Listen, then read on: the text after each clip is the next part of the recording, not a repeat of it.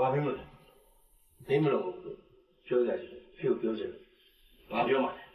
ခင်ဒီလိုကိုဆက်မလို့ပါလေပါဗျာဟင်ဘာဖြစ်လို့တော်တော်ဒိတ်လာမသားဘူးလားပြီးတော့သူတို့အဖေကိုပြေးတယ်ဒီပတ်စံနဲ့သူတို့ခဲ့ခဲ့နေရှာတာအဲ့တော့ဖေကဟိုဘာမှမသိတဲ့ဝူဝါးတွေပြောတယ်သူတို့ပတ်စံနေယူနေတာဆိုတော့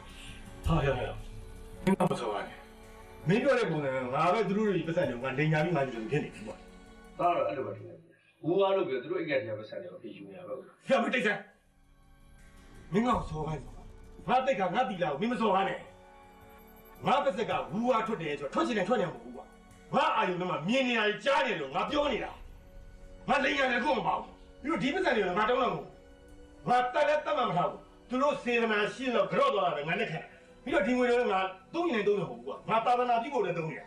ဒီမှာဘောက်လို့မင်းရှက်ရင်လိမ့်ပြမယ်ငါချက်ထွက်သွားတယ်မနေနဲ့တော့ငါလိမ့်ပြငါတက်ရှင်နဲ့တော့အုံနောက်လေးသုံးပြီးစဉ်းစားတဲ့တယ်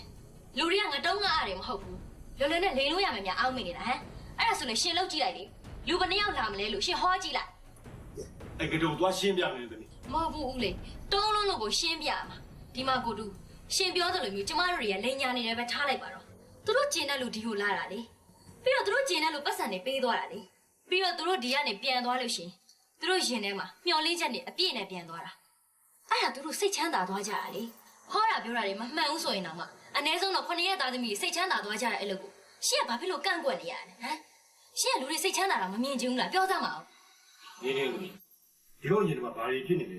အဲ့ဒါကြည့်ဟုတ်ဖေအဲ့ဒါနေနေမလုပ်နဲ့ဖေဒီစမ်းမဟဲ့လားဟောဘူးဒီလိုတော့